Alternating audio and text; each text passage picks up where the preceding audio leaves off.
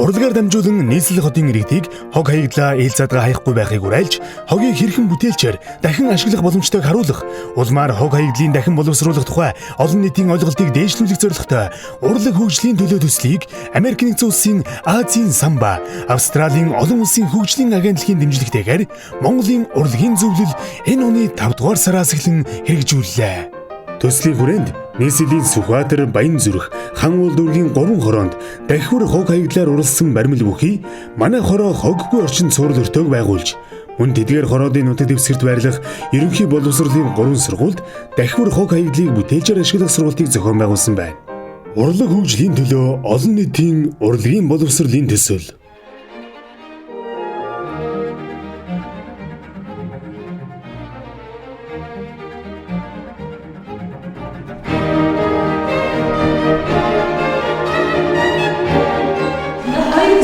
Хүмүүсээ хуваасан болно.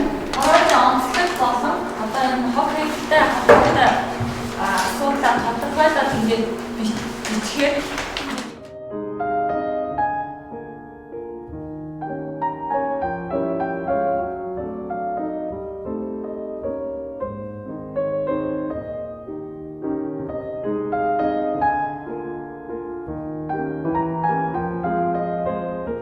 ингээд шалтгаануудын ерөнхийд нь багцлаад үзсэн чинь нэг бол иргэдийн ухамсар байна. Тэ хүмүүсийн хандлага, нөгөөх нь тэгэл нөгөө тэмдэглэлтийн асуудал биш үү? Ийм л хоёр үндсэн шалтгаан байна. Уран бүтээл санаа гаргач бидний тэн дээр санаа нэмье. Би өнөөдөр энэ уулзж байгаа шалтгаан бол одоо хорон дээр гарч байгаа бэрхшээлтэй цаашаатаа одоо ямар хог хаягдл илүү их гардгийг тэргээр нь би нөө бүтээл хий гэсэн бодолтой ирсэн. Тэгэхээр ундааны юу нэг эрхний шийдний саавал одоо усны даас идэг нууц гэдэг хог чийж удахгүй хаягдж удахгүй юм байдаг.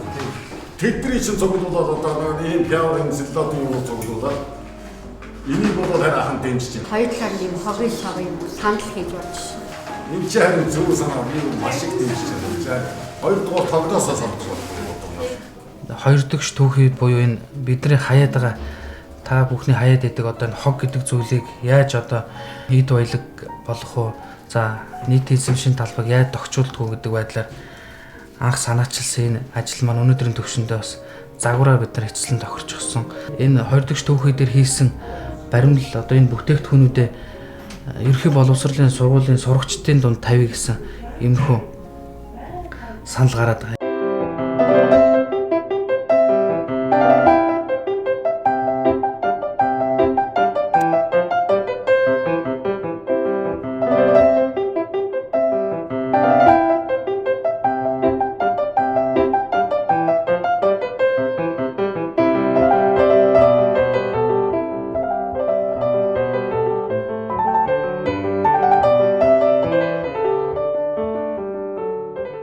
Хүрэн хогийг бүтээгдэхүүн болгоод өөртөөх нь хэрэгцээнд нь зориулж ийм янз бүрийн юм хийж сургаж байгаа нь болохоор тэр хүүхдүүдийн бас амьдралд нь бас хэрэгтэй болов уу гэж бодож байна. Цогдуулах биднээс хог хаягдлахаар энэ ч ундааны савыг тайраад сэтгүүлийн цаасаар скотчны голоор тэгээ бид нар бас өөрсдөө жижигхэн боловсруулагч нар болж дизайнаа өөрснөө гаргаад өөрснөө загвараа зохиогоод цаас хог хаягдлаар сакс хийсэн байгаа. Гадгүй энэ сэтгэл шингэсэн болохоор найзтай ч гэсэн үгээр бэлэг хийгээд бэлгэлж болохыг бас мэдэж авлаа. Тэгээд би ийм их юм хийж сурж байгаадаа маш их баяртай байна.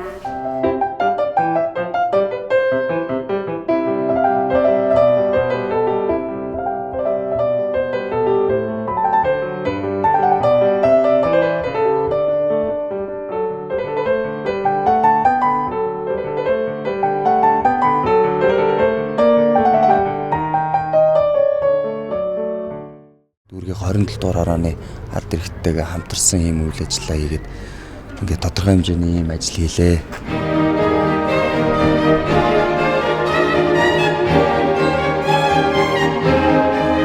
Хог хаяхаа багсаа тэр хайсаа хаяхаа орон гэртээ аваачаа тэгээ тэр хогоо цуглуулж агаад нөгөө нэг янз бүрийн бүтээл хийх нь хамаагүй зөв юм байна гэж бодож байна. Хүүхэд бол орчны тусгал байдаг байхгүй юу? Тэгэхээр зэрэг би бол энэ хүүхдийн орчин зөв орчны тусгал бий болж байгаа тохиолдолд хүүхдийн хүмүүжлэлд өөрт нь нөлөөлнө. Хүүхэд өөрөө дамжуулан орчныхоо хүмүүсийг гэр орныхныгаа ах дүү нарыг дагуулдаг хүмүүс. Тэгэхээр бүх зүйл бол хог биш байд юм ээ. Хог хаягдлыг ашиглаад юу ч бүтээж болд юм байна гэдэг хүүхдээр дамжуулан дараагийн хүмүүс чиглэж очихоор үр дүнтэй төсөл юм байна гэж би бодож байна. Энэ гэр хорооллын иргэд маань бас хогийг англан ялгах ямар ач холбогдолтой юм бэ?